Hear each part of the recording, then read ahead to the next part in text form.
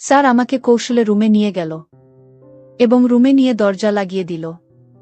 দরজা লাগিয়ে দিয়ে স্যার আমাকে বলল যে, জয়ন্তী, অনেক দিন ধরে আমার মনের ভিতর একটা কথা আটকে রেখেছি, কিন্তু আমি তোমাকে বলতে পারিনি। জয়ন্তী, আমি তোমাকে অনেক অনেক ভালোবাসি। কথাটা না বলে আমি আর থাকতে পারছি না। তোমার রূপ, তোমার লাবণ্য, তোমার যৌবন, তোমার চোখের চাহনি, তোমার হরিণীর মতো চোখ, তোমার বনলতার মতো চুল, তোমার ব্যবহার, তোমার মিষ্টি মিষ্টি কথা। জয়ন্তী, আমি তোমার এইসব কিছুর মায়ে পড়ে গেছি। জয়ন্তী, তোমাকে আমি আমার হৃদয়ে, তোমাকে আমি আমার অন্তরে, তোমাকে আমি আমার মনের মণিকোঠায় কিভাবে যে স্থান দিয়ে ফেলেছি আমি তা নিজেও বুঝতে পারিনি। জয়ন্তী, এক কথায় বলতে পারো আমি তোমার মধ্যে হারিয়ে গেছি। জয়ন্তী, আমি যখন তোমার চোখের দিকে তাকাই তখন আমার কাছে মনে হয় আমি তোমার চোখের ভাঁজে হারিয়ে গেছি। স্যারের মুখ থেকে এই রকম কথা শুনে বন্ধুরা, আমি আর নিজেকে ধরে রাখতে পারলাম না। তারপর আমি স্যারের কথায় হলে, স্যার নির্জন রুমে স্যার মিষ্টি কথা বলে স্যার আমার সাথে এমন কিছু করছিল তাতে আমার দম বন্ধ হয়ে। বন্ধুরা, গল্পটি অনেক অনেক ইন্টারেস্টিং। আশা করি তোমরা পুরো গল্পটি শুনলে অনেক মজা পাবে। তবে বন্ধুরা, তোমাদের নিকট আমার ছোট্ট একটি অনুরোধ, তোমরা দয়া করে আমার চ্যানেলটিকে সাবস্ক্রাইব করে আমাকে সাপোর্ট করবা। হ্যালো বন্ধুরা, আমি অনন্ত। আমি বাংলাদেশের ঢাকায় বসবাস করি। আমার বর্তমান বয়স 30। বন্ধুরা, আজকের গল্পটি আমার জীবনে বাস্তব একটি গল্প। তখন আমার 20 কিংবা 21। পাবলিক বিশ্ববিদ্যালয়ের নতুন একজন ছাত্র। ভাবছি আমার বাবার পারিবারিক অবস্থা ভালো না, নিশ্চয় আমাকে একটা কিছু করতে হবে। ভাবতে ভাবতে আমার এক বন্ধুর নাম সৌরভ, তাকে ফোন দিলাম। বললাম, সৌরভ বন্ধু, দেখতে দেখতে তো ইন্টারমিডিয়েট পরীক্ষা দিয়ে বিশ্ববিদ্যালয়ে চান্স পেয়ে ভর্তি হয়ে গেলাম। তুই তো জানোস আমার বাবার পারিবারিক অবস্থা খুব একটা বেশি ভালো না। বাবা আমাকে পড়ালেখার খরচ দিতে অনেক হিমশিম খাচ্ছে। আমার বাবা সামান্য একজন দোকানদার। আমার বাবার উপর আমরা পুরো পরিবার। বাবা আমাদের পড়ালেখার খরচ দিতে অনেক কষ্ট হয়। এখন বন্ধু, আমি একটা চাকরি অথবা অন্য কিছু করে যদি আমার খরচটা চালাইতে পারতাম তাহলে আমার ক্ষেত্রে খুব উপকার হতো। কি করা যায় বন্ধু? একটা উপদেশ অথবা একটা পরামর্শ দাও। আমার কথা শুনে আমার বন্ধু সৌরভ কিছুক্ষণ ভাবল। ভাবার পরে বলল, অনন্ত, এই মুহূর্তে আমার কাছে কোনো কিছু নেই। Part time job, full time job অথবা আদার্স কিছু, কিন্তু একটা অপশন আমার কাছে আছে। সেটা হচ্ছে তুই যদি একটা টিউশনি ধরস তাহলে তোর পড়ালেখার খরচ সবকিছু হয়ে যাবে। আর আমার জানা মতে একটা ভালো ফ্যামিলি আছে। সম্পর্কে আমার চাচি লাগে। চাচির মেয়ের জন্য একজন প্রাইভেট শিক্ষক খুঁজছেন। আজকে সকালেও চাচি আমাকে বলেছিল, সৌরভ, আমার মেয়ের জন্য একটা ভালো প্রাইভেট শিক্ষক দেইকো তো বাবা। আমি বললাম, ঠিক আছে চাচি, আমি দেখব নে। আর তুই আমার বন্ধু মানুষ, তোর যে মেধা, তোর যে রেজাল্ট, সবকিছু দেখলেই আমার মনে হয় চাচি তোকে তার মেয়ের জন্য প্রাইভেট শিক্ষক হিসেবে নিযোগ দিতে দ্বিধাবোধ করবে না। আমি আমার বন্ধু সৌরভকে বললাম, বন্ধু, যদি তোর মনে হয় সেখানে প্রাইভেট পড়ালে আমাকে মোটামুটি ভালো একটা অ্যামাউন্ট দিবে, যা দিয়ে আমার পড়ালেখার খরচ চলবে, তাহলে আমি তোর প্রস্তাবে রাজি। তারপর বন্ধুরা, আমার বন্ধু সৌরভ তার চাচির কাছে আমার ব্যাপারটা বললে। তার চাচি আমাকে দেখতে চায়। তারপর বন্ধুরা, আমি তার চাচির কাছে আমার বন্ধু সৌরভের সহযোগিতায় গেলাম। তার চাচি আমাকে দেখে, আমার রেজাল্ট দেখে খুব পছন্দ হলো এবং তার মেয়ের জন্য প্রাইভেট শিক্ষক হিসেবে আমাকে নিযোগ করল। পরের দিন থেকে আমি প্রাইভেটে প্রথম দিন যখন গেলাম তখন আমার বন্ধুর চাচাতো বোনকে দেখে আমি ফিট খেয়ে গেলাম। এত সুন্দর মেয়ে আমার জীবনে কখনো দেখি নাই। পুরো ইন্ডিয়ান নায়িকা, স্মার্ট স্লিম বডি, একদম ফর্সা চেহারা। চোখগুলো আমার কাছে মনে হয়েছিল যেন ফুটল চেরা আঁকি। মাথার চুলগুলো আমার কাছে মনে হয়েছিল যেন বনলতা সেনের মত। অবাক দৃষ্টিতে তার দিকে কিছুক্ষণ তাকিয়ে থেকে আমি জিজ্ঞেস করলাম, কি নাম তোমার? সে উত্তর দিল, স্যার আমার নাম জয়ন্তী। আমি বললাম, বা জয়ন্তী, তোমার নামটা তো অনেক সুন্দর। তোমার নামটা যেমন সুন্দর, তুমিও এমন সুন্দর। জয়ন্তী আমার কথা শুনে একটা মুচকি হাসি বলল, স্যার আপনি অনেক রসিক মানুষ, আপনি অনেক মজার মানুষ। আমি বললাম, জয়ন্তী কিভাবে বুঝলা যে আমি অনেক রসিক মানুষ, আমি অনেক মজার মানুষ? জয়ন্তী বলল, স্যার আমি অষ্টম শ্রেণীর ছাত্রী, আমার বয়স মোটামুটি কম না, তারপরও আমার ভেড়ে ওঠা, আমার বর হয়ে ওঠা সবকিছুই আধুনিক পরিবারে। আমি বুঝি স্যার, একটা মানুষ কিভাবে কথা বললে আমার কাছে মনে হয় সেই মানুষটা রসিক। সেই দিক থেকে স্যার আপনি রসিক মানুষের অন্তর্ভুক্ত। অষ্টম শ্রেণীতে পড়ুয়া একটা ছাত্রীর কথা শুনে আমার মাথা ঘুরে গেল। একটা ছাত্রী এত বিচক্ষণ শক্তি দিয়ে রসিক মানুষ বের করতে পারে, আমার জানা ছিল না।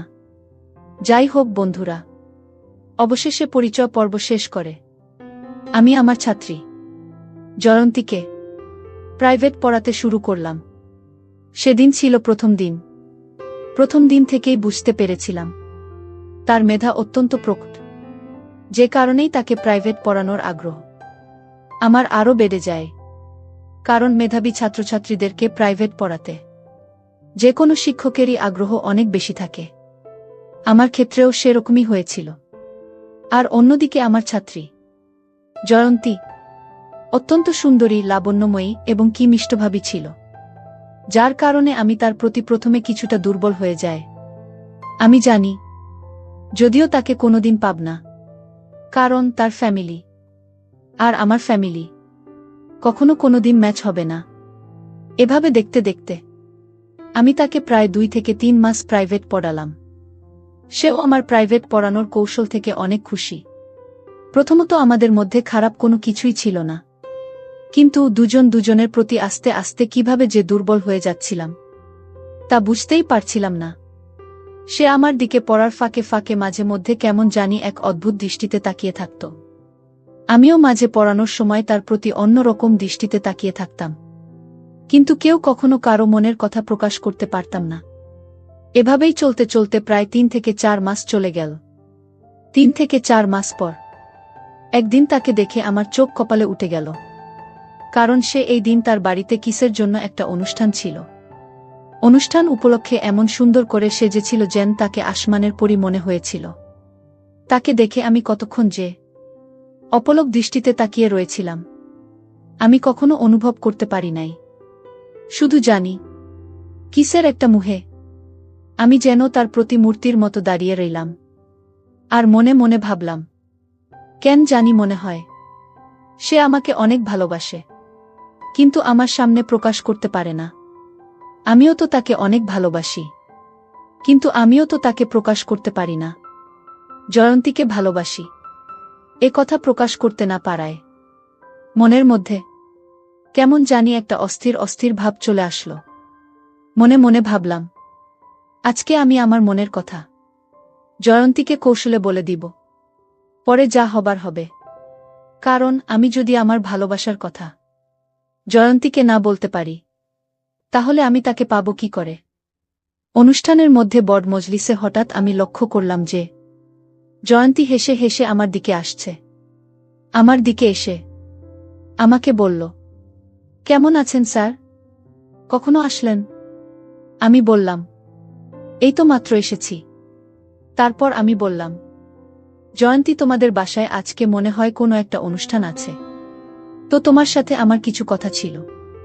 যদি তুমি আমাকে আজকে একটু সময় দিতে, তাহলে হয়তো আমি আমার কথাগুলো বলতে পারতাম।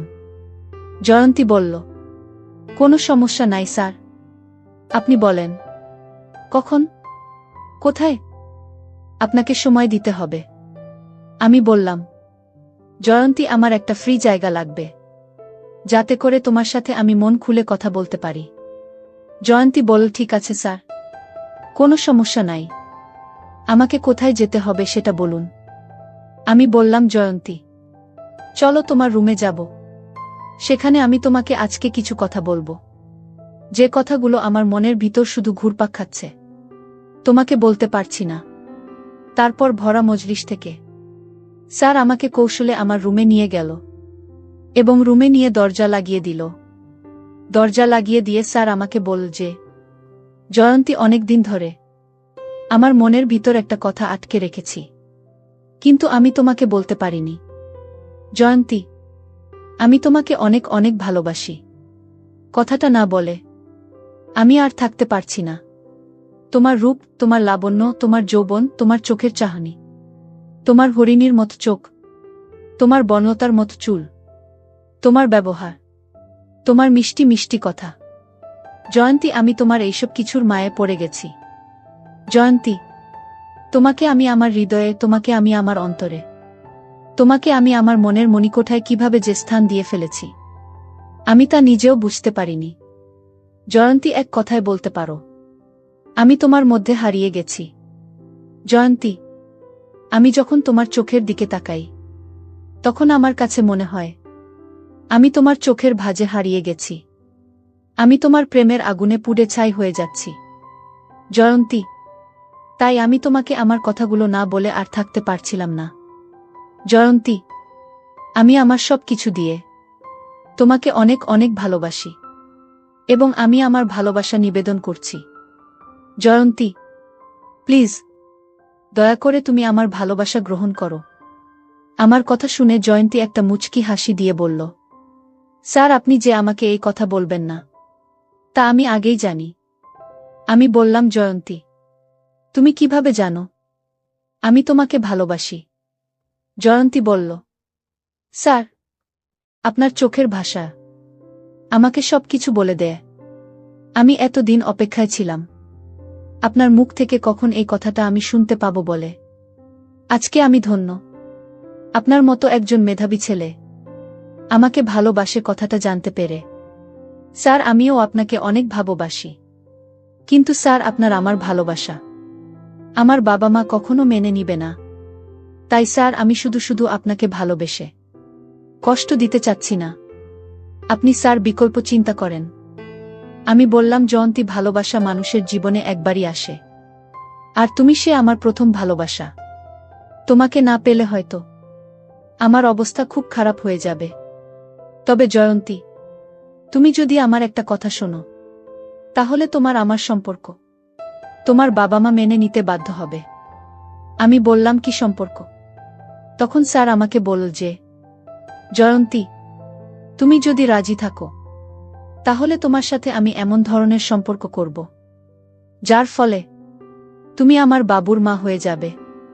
তাহলে দেখবে তোমার আব্বা আম্মা এমনিতেই মেনে নিবে। জয়ন্তী, তুমি আমাকে কি ভালোবাসো না? তুমি যদি আমাকে ভালোবাসো, আশা করি তুমি আমার কথাটা রাখবে। জয়ন্তী, আমি তোমাকে চাই, জীবনে মরণে, শয়নে স্বপ্নে, সব সময় আমি তোমার পাশে থাকতে চাই। জয়ন্তী, প্লিজ না করো না, একটু সুযোগ দাও, দিয়ে দাও। তারপর বন্ধুরা একদিন স্যার আমাকে কৌশল করে বাসায় কেউ না থাকায় জীবনের প্রথম বসন্তের ফুলটা ফুটিয়ে ফেলেছিল। তারপর বন্ধুরা স্যারের সাথে আমার আর পারিবারিকভাবে বিয়ে হয়নি, কিন্তু অতীতের স্মৃতিগুলো আমাকে মাঝে মধ্যে খুব কষ্ট দেয়া। যাকে নিয়ে এত স্বপ্ন দেখেছিলাম, যার হাতে সঁপে দিয়েছিলাম জীবনের শ্রেষ্ঠ সম্পদ, সে আজ অন্যের, আমিও আজ অন্যের। বিস্ময়কর পৃথিবী, বিস্ময়কর মানুষ। অর্থবিত্তের কারণে দুটি মন আজ আলাদা, দুটি প্রাণ আজ আলাদা।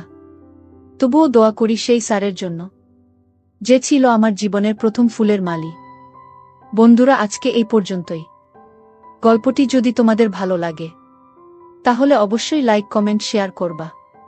বন্ধুরা, তোমরা যদি এরকম ধরনের ইন্টারেস্টিং গল্প পেতে চাও, তাহলে দয়া করে আমার চ্যানেলটিকে সাবস্ক্রাইব করে আমাকে সাপোর্ট করবা। পরিশেষে তোমাদের সুস্থতা কামনা করছি। ভিডিওটি দেখার জন্য তোমাদের সকলকে অসংখ্য ধন্যবাদ।